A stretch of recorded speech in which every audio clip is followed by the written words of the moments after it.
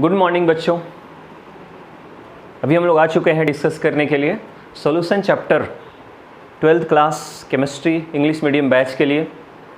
और पिछले वीडियो में हमने आप लोगों को डिस्कस किया था लास्ट में एलिवेशन इन बॉइलिंग पॉइंट के बारे में, तो उसी को आज हम लोग कंटिन्यू करेंगे। उससे रिलेटेड कुछ न्यूमेरिकल्स है ना। पिछले क्लास तक तो हमने उस एलिवेशन इन बॉइलिंग पॉइंट क्या होता है, उससे रिलेटेड क्या फॉर्मूला होता है, उसको हम लोग कैसे डिनोट करते हैं, इन सारी चीज़ों के बारे में आप लोगों को डिस्कस किए थे, बताए थे। बट आज हम लोग उससे रिलेटेड कुछ न्यूमेरिकल्स करेंगे ताकि हम लोगों को ये पता चल सके कि उस जो थ्योरी हमने पढ़ा है उससे किस प्रकार का क्वेश्चन एग्ज़ाम में पूछा जाता है और उसको हम लोग कैसे सॉल्व करेंगे। बहुत सारे स्टूडेंट्स का क्वेश्चंस था या क्वेरीज था, फ़ोन करके हमको बोल रहे थे कि सर ये क्वेश्चंस भी साथ में करवाते चलेंगे, ऑब्जेक्टिव वगैरह भी।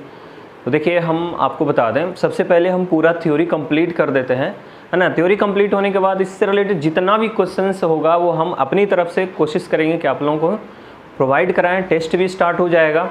बट अभी आप लोगों को जो नोट्स हमने प्रोवाइड किया है ना, PDF के फॉर्म में जो भी है उस नोट्स को देख लेंगे, लिख लेंगे और जो वीडियो बना रहे हैं है ना, इस वीडियो को अच्छे से समझ लेंगे।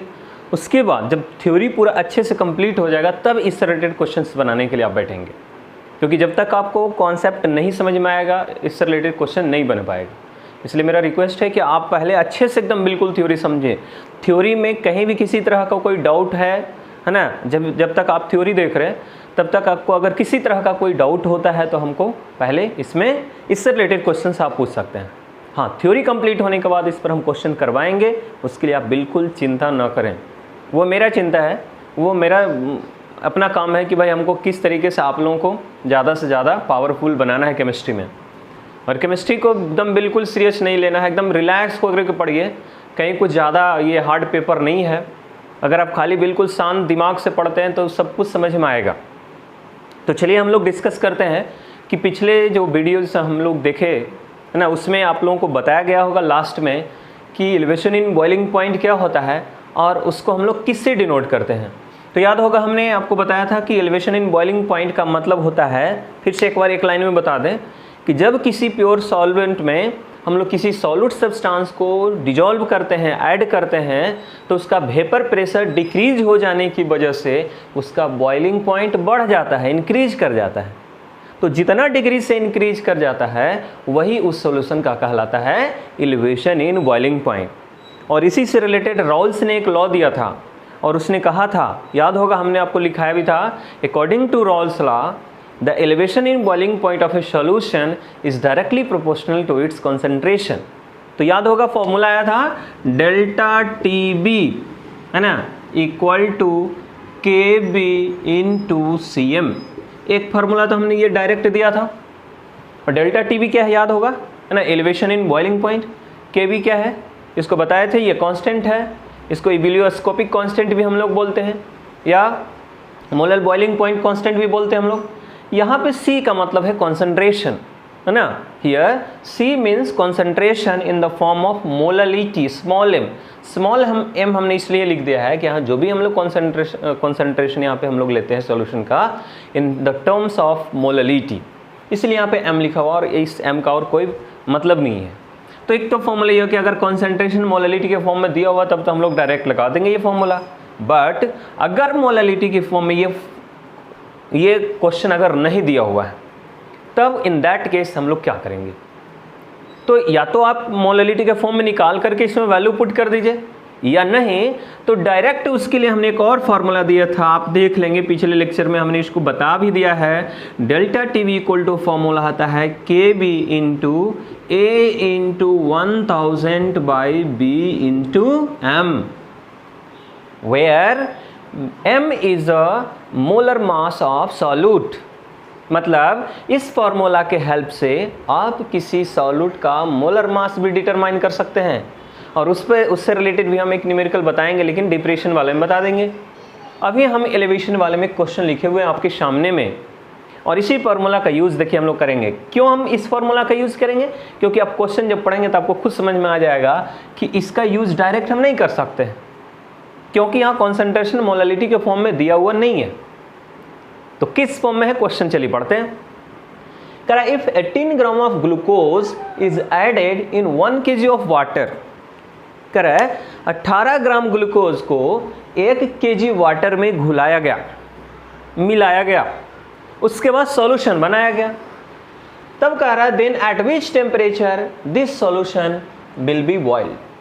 कह रहा है अब यह सॉल्यूशन किस टेम्परेचर पे बॉयल करेगा। तो चलिए हम आपको बता दें, ये क्वेश्चन बड़ा शॉर्ट में दिया हुआ है, इसमें आपको खुद से सोचना है कि जब ये वाटर प्योर था, है ना, उसमें कुछ भी मिला हुआ नहीं था, तो आप खुद जानते हैं ना वाटर कितना डिग्री पर बॉयल करता है। बॉइलिंग पॉइंट वाटर का क्या होता है सबको मालूम है। सबको मालूम है कि वाटर का बॉइलिंग पॉइंट 100 डिग्री सेल्सियस होता है। 100 डिग्री पे ये बॉयल करना स्टार्ट करता है। केल्विन में बोलना है तो, है ना, 273, 273, ऐसे 273.15 होता है, बट हम लोग इसको कैलकुलेशन के लिए 273 ही बोलते हैं, सॉरी 373, मिस्टेक हो गया यहाँ पे। वाटर का जो बॉइलिंग पॉइंट होता है वो 373 केल्विन होता है, केल्विन के फॉर्म में अगर बोलना है तो यहाँ पे हम लोग क्या करेंगे कि जब मालूम है हमको कि वाटर का बॉइलिंग पॉइंट प्योर फॉर्म में 373 केल्विन होता है या 100 डिग्री सेल्सियस होता है, लेकिन जब उसमें 18 ग्राम ग्लूकोज को हमने ऐड कर दिया, 18 ग्राम ग्लूकोज को ऐड कर दिया, तब कह रहा है कि अब उसका बॉइलिंग पॉइंट कितना हो जाएगा, मतलब अब वो कितना डिग्री पर बॉयल करेगा। तो चलिए पहले हम ये मालूम कर लेते हैं कि अगर 18 ग्राम ग्लूकोज उसमें ऐड किया गया है तो उसका बॉइलिंग पॉइंट कितना डिग्री से इंक्रीज कर गया है। तो चलिए हम लोग फॉर्मूला लगाएंगे, आपके सामने में फॉर्मूला लिखा हुआ है यहाँ पे, है ना। चलिए किस किस चीज़ का वैल्यू दिया हुआ हम पहले नोट कर देते हैं, ताकि फार्मूला में हम लोग को सब कुछ पता चल जाए कि क्या आप मालूम करना और क्या क्या दिया हुआ। तो देखिए 18 ग्राम ऑफ ग्लूकोज क्या है, यहाँ पे सॉल्यूट का काम कर रहा है, मतलब सॉल्यूट का अमाउंट दिया हुआ है, ए का वैल्यू दिया हुआ है, यहाँ पे हम लिख देते हैं ए का वैल्यू दिया हुआ है 18 ग्राम। 1 kg ऑफ वाटर, मतलब वाटर का भी वैल्यू दिया हुआ है ना, सॉल्वेंट का भी वैल्यू दिया हुआ है, जिसको हम लोग बी बोलते हैं, मास ऑफ सॉल्वेंट बी, है ना, बी का वैल्यू दिया हुआ 1 kg। 1 kg को ग्राम में चेंज कर देते हैं जी, ये हो गया 1000 ग्राम। तो सॉल्यूट का अमाउंट हो गया, सॉल्वेंट का अमाउंट हो गया, और क्या कह रहा है कि केवी देखिए वाटर का दिया हुआ है 0.52 केल्विन केजी पर मोल, तो केवी का भी वैल्यू दिया हुआ है, केवी का वैल्यू दिया हुआ है 0.52 केल्विन केजी पर मोल। तो ये सारा चीज दिया हुआ है, हमको पहले निकालना है डेल्टा टीवी। अब एक चीज और बता दी, एम इसमें कहीं नजर नहीं रहा, तो एम हम लोग निकालेंगे। व्हाट इज एम, है ना, यहाँ पे फॉर्मूला में एम क्या होता है याद कीजिए, एम हमने बोला था molar mass of solute, solute का मोलर मास या मॉलिक्यूलर मास जिसको हम लोग बोलते हैं। तो चलिए जी, यहाँ पे सॉल्यूट के रूप में कौन है, ग्लूकोज। ग्लूकोज का फॉर्मूला आपको मालूम है ना, ग्लूकोज का फॉर्मूला आता है C6H12O6, और इसका जब मोलर मास निकालेंगे तो कार्बन का 12 होता है, 12 × 6, हाइड्रोजन का 1 होता है, 1 × 12, ऑक्सीजन का 16 होता है, 16 × 6, ये हो गया 72 + 12 + 96, सबको ऐड करके देख लीजिएगा 180 ग्राम आ जाएगा। इसका मतलब m का भी वैल्यू दिया हुआ है ना, 180 ग्राम, 180 ग्राम। तो m मालूम, kv मालूम, b मालूम, a मालूम, इतना चीज मालूम है। हमको मालूम क्या करना है, पहले एलिवेशन, है ना, डेल्टा टीवी का वैल्यू।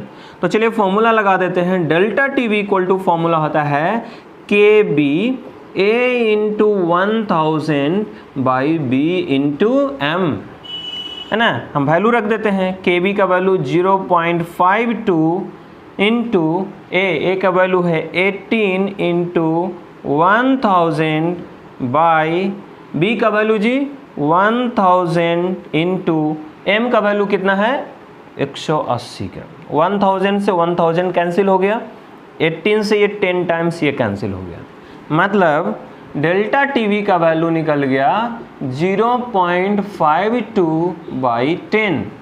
10 से डिवाइड करेंगे तो डेल्टा टीवी का वैल्यू निकल के आ गया 0.052।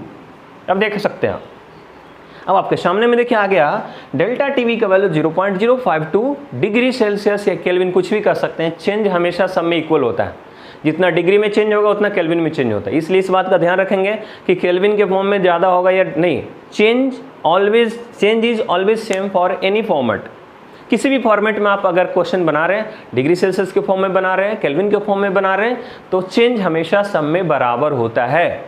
तो चलिए डेल्टा टीवी का वैल्यू इतना आ गया, इसका मतलब है कि ग्लूकोज मिलाने से अब उसका बॉइलिंग पॉइंट इतना डिग्री से बढ़ गया।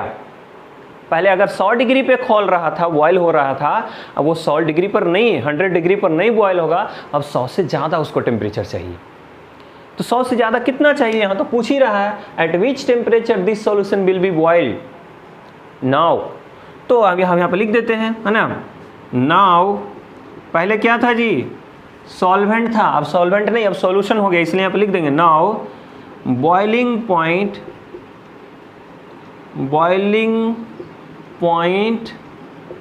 Of solution, boiling point of solution equal to, बताइए पहले से कितना था 100 डिग्री के फॉर्म में निकाल रहे, अब उसमें क्या हुआ, इतना डिग्री से बढ़ गया, तो 0.052 उसमें ऐड कर देंगे, वैल्यू निकल के आएगा 100.052 डिग्री सेल्सियस।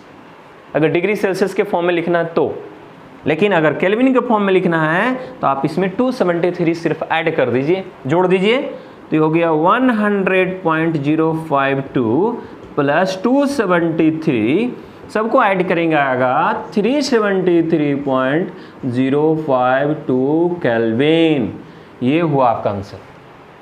आप केल्विन के फॉर्म में भी निकाल सकते हैं, डिग्री सेल्सियस के फॉर्म में भी निकाल सकते हैं। अब आपको पता चल गया होगा कि किसी भी प्योर सॉल्वेंट में जब किसी सॉल्यूट को हम लोग मिलाते हैं तो उसका बॉइलिंग पॉइंट बताइए उतना ही रहता है कि इंक्रीज कर जाता है, इंक्रीज कर जाता है, और जितना डिग्री से इंक्रीज कर जाता है उसी को बोलते हैं एलिवेशन इन बॉइलिंग पॉइंट। इसको एक बार देख लेंगे पूरा, है ना, स्क्रीनशॉट ले लीजिए, नोट कर लेंगे, या आपके पास अगर पहले से ही क्वेश्चन है तो इसको एक बार खुद से बना करके देख लेंगे। तो इसी टाइप से का क्वेश्चन आएगा, हो सकता है कोई दूसरा जो क्वेश्चन आएगा उसमें क्या करेगा, ए का वैल्यू दिया रहेगा, बी का वैल्यू दिया रहेगा, के भी दिया रहेगा, और डेल्टा टीवी का वैल्यू दे देगा और पूछेगा एम का वैल्यू क्या है। इसलिए जब भी आपको क्वेश्चंस मिले तो पहले क्वेश्चंस के अकॉर्डिंग सारे वैल्यू को लिख लीजिए कि क्या क्या चीज़ दिया हुआ और हमको क्या मालूम करना। फॉर्मूला बस यही है, इसी फॉर्मूला को लगा देना, आपको इसी पे में क्वेश्चन सोल्व हो जाएगा।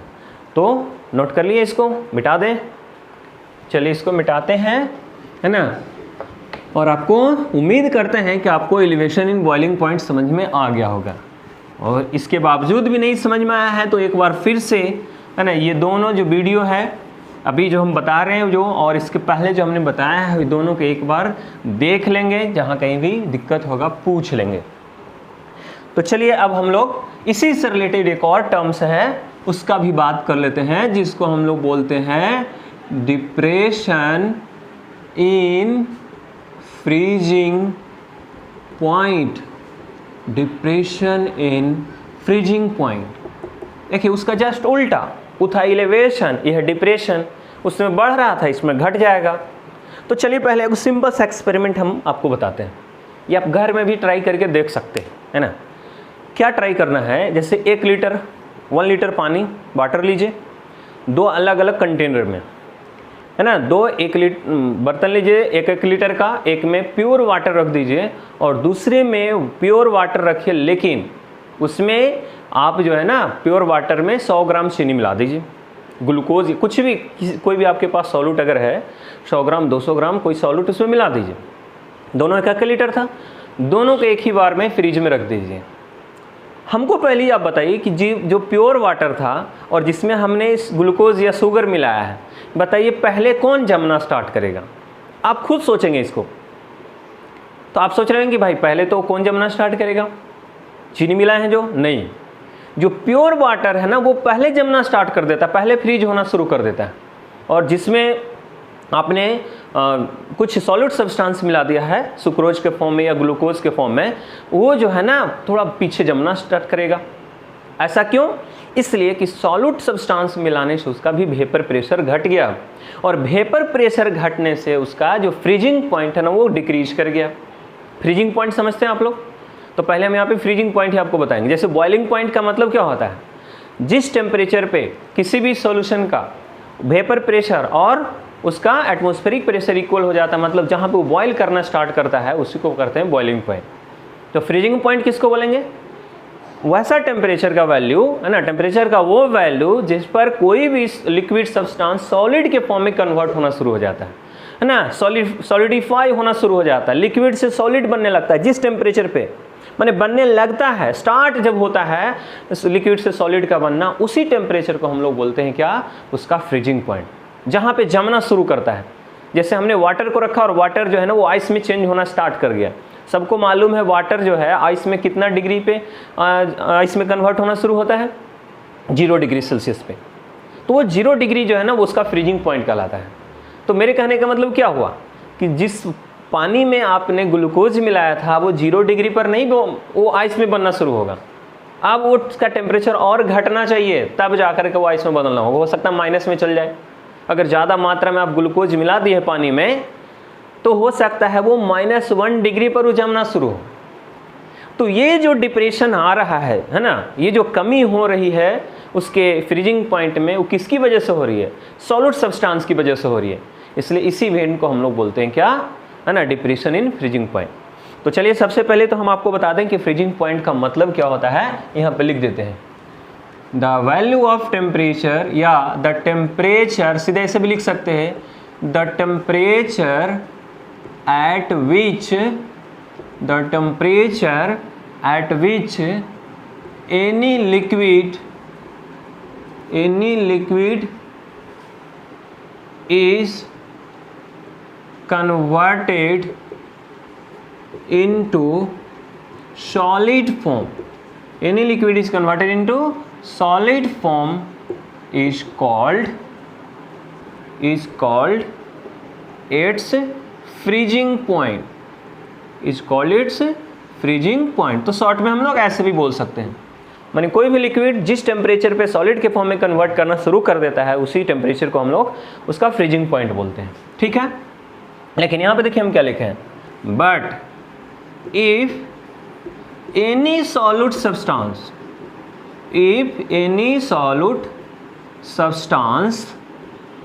Is added in the pure solvent, if any solid substance is added in the pure solvent, then the freezing point of solution, अब उसको solution बोलेंगे, मिला दिए देख लीजिए, सॉल्यूट में सॉल्वेंट मिला दिया तो सॉल्यूशन बन गया। Then the freezing point of solution is decreased, घट जाता है, डिक्रीज, यही मेन पॉइंट है। And the phenomenon is known as depression. The phenomenon is known as depression in freezing point, depression in freezing point।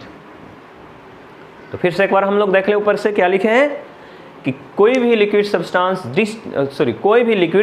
जिस temperature के जिस value पे solid के फॉर्म में कन्वर्ट करना शुरू करता है उस टेम्परेचर को हम लोग उस लिक्विड का फ्रीजिंग पॉइंट कहते हैं।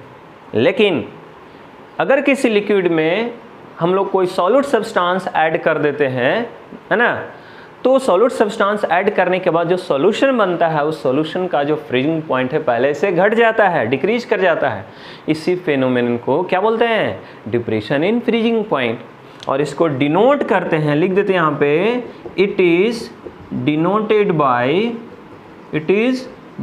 By delta T F. Delta T वो तो पहले भी मालूम है, एफ यहाँ का मतलब हो गया फ्रीजिंग, बी का मतलब बॉइलिंग, तो एफ का मतलब फ्रीजिंग। इसको हम लोग डेल्टा टी एफ से डिनोट करते हैं। इसको देख लेंगे, नोट कर लेंगे इसको। अब हम इसका फॉर्मूला जरा सा आप लोगों को दे देते हैं, है ना, कि इससे रिलेटेड किस तरह का फॉर्मूला आएगा और उस पर हम लोग किस तरह का न्यूमेरिकल क्वेश्चन सॉल्व करेंगे।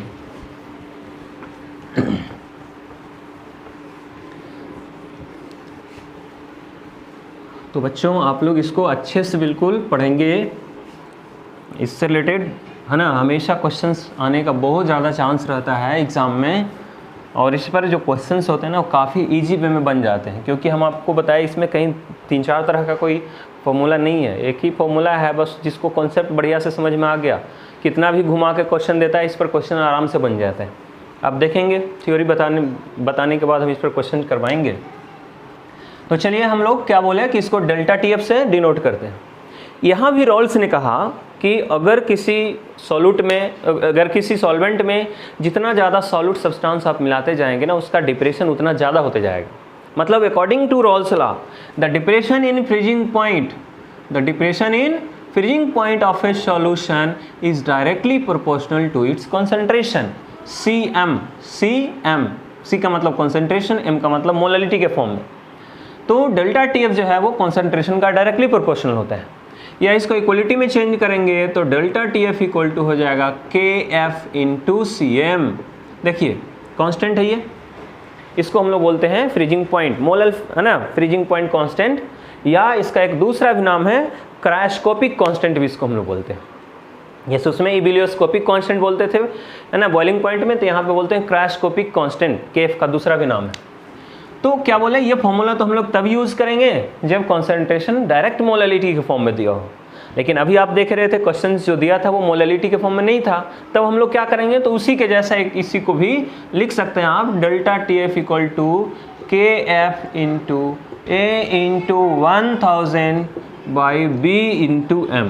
एकदम सेम फॉर्मूला है, वो कैसे आया है वो आपको पिछले वीडियो में बता दिए। तो delta TF equal to KF into A into 1000 by B into M। तो ये फॉर्मूला जो है ना, इसी को आप मेन रूप से याद रखेंगे, क्योंकि इससे रिलेटेड जो क्वेश्चन इजी वे में बन जाता है। और ज़्यादातर क्वेश्चन इसी फॉर्म में रहेगा, सॉल्यूट का मास दे देगा, सॉल्वेंट का मास दे देगा, मोलर मास सॉल्यूट का निकालना रहेगा, या कभी कभी डिप्रेशन इन फ्रीजिंग पॉइंट निकालना रहेगा। ये दोनों फॉर्मूला आप देख लिए हैं, कैसे आया है सबको पता हो गया है ना। ये तो सबको पता हो गया कि भाई डिप्रेशन इन फ्रीजिंग पॉइंट उसके कॉन्सेंट्रेशन का डायरेक्टली प्रोपोर्शनल होता है। प्रोपोर्शनलिटी को इक्वलिटी में चेंज किया तो कांस्टेंट आ गया, इसका नाम दिए क्या, है ना, इसका नाम है कांस्टेंट। इसको हम लोग क्या बोले, इसको हम लोग क्रायोस्कोपिक कांस्टेंट भी कहते हैं। KF is a constant which is called cryoscopic constant, और इसका है ना जो यूनिट होता है वो केल्विन kg पर मोल होता है। केल्विन kg पर मोल कैसे आया है आप यहाँ से भी निकाल सकते हैं। तो चलिए फॉर्मूला हमको मालूम है, इस पर भी एक क्वेश्चन हम लोग लेते हैं और सॉल्व करते हैं किस तरह का क्वेश्चन इससे रिलेटेड आता है। तो चलिए इस पर हम क्वेश्चन लिख रहे हैं,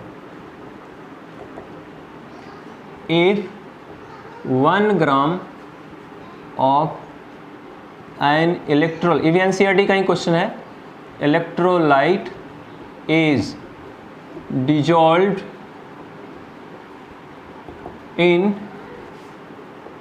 50 ग्राम ऑफ बेंजीन। कह रहा है 1 gram of an electrolyte is dissolved in 50 gram of benzene, then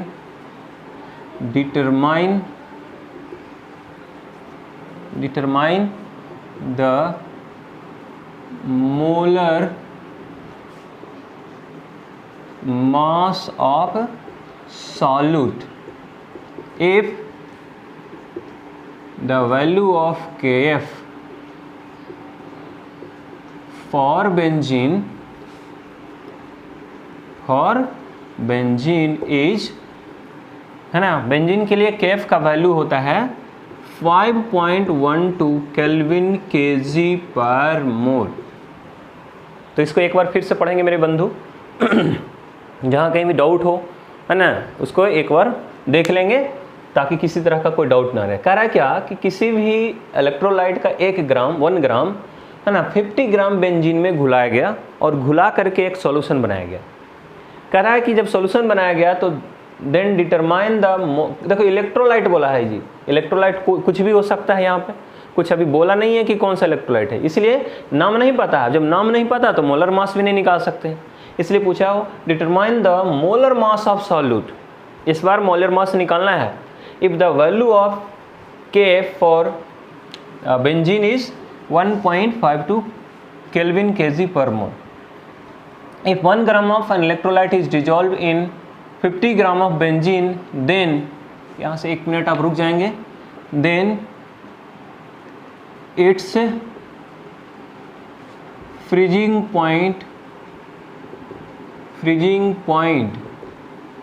is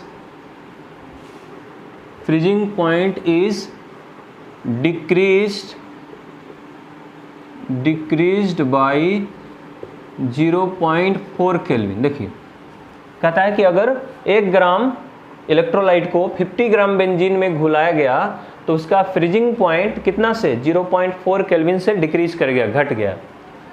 then determine, यहाँ पे ही लाइन छूट गया था, then determine the molar mass of solute if the value of Kf for benzene is 5.1 है ना केल्विन kg पर मोल। अब ये क्लियर हो गया क्वेश्चन कि अगर किसी इलेक्ट्रोलाइट में, अगर किसी 50 ग्राम बेंजीन में 1 ग्राम इलेक्ट्रोलाइट को ऐड करते हैं तो उसका फ्रीजिंग पॉइंट 0.4 केल्विन से घट जाता है। तो कह रहा है कि वो जो हमने सॉल्यूट जो डाला था उसका मोलर मास क्या होगा यदि बेंजीन के लिए कैफ का जो वैल्यू है वो दिया हुआ है कितना 5.12 केल्विन kg पर मोल। तो हमने आपको क्या तरीका बताया। देखिए क्वेश्चन कुछ भी हो, सबसे पहले तो हम लोगों के दिमाग में एक बात आनी चाहिए कि कोई भी क्वेश्चन हो, किसी भी बुक से रिलेटेड हो, किसी भी एग्जाम का क्वेश्चन हो, जब भी किसी तरह का कोई क्वेश्चन अगर देता है तो सबसे पहले तो हम लोग देखेंगे क्वेश्चन है किस रिलेटेड। तो जब बात आ रही है KF की, इसका मतलब यहीं से हम लोग पता कर लिए कि question depression in freezing point का है। और जब डिप्रेशन इन फ्रीजिंग पॉइंट का क्वेश्चन है तो आप रिमाइंड करें कि भाई हमको सर ने कौन सा फॉर्मूला दिया है या कौन सा फॉर्मूला हम इससे रिलेटेड जानते हैं। जो फॉर्मूला जानते हैं बस उसी को यूज़ कर देना है। तो बस हमने आपको क्या बोला कि इसके लिए हमने एक ही फॉर्मूला का इस्तेमाल किया है और करेंगे। डेल्टा TF इक्वल टू होता है KF A into 1000 by B into M। हमने तो बोला कि ज़्यादातर कोई जो क्वेश्चंस होते हैं ना वो इसी से रिलेटेड होते हैं, तो क्यों ना हम उस फॉर्मूला का इस्तेमाल करें। लेकिन हमने क्या बताया कि फॉर्मूला का इस्तेमाल करने से पहले सारे वैल्यूज़ को पहले नोट कर लेंगे कि आखिर क्या क्या चीज़ दिया हुआ है और हमको क्या मालूम करना है। तो नोट करते हैं। देखिए क्या है 1 ग्राम ऑफ एन इलेक्ट्रोलाइट, मतलब ये सॉल्यूट है, तो सॉल्यूट को हम लोग डिनोट करते हैं किससे, A से।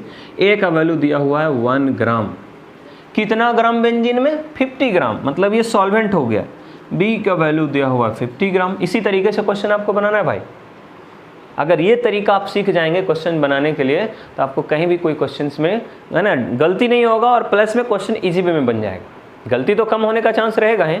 ये नहीं कि एक बार क्या क्या दिया हुआ बढ़िया से नोट भी नहीं किया, डायरेक्ट फॉर्मूला लगा दिया, जिसका वैल्यू वहाँ पर रखना था वहाँ इधर उधर कर दिए।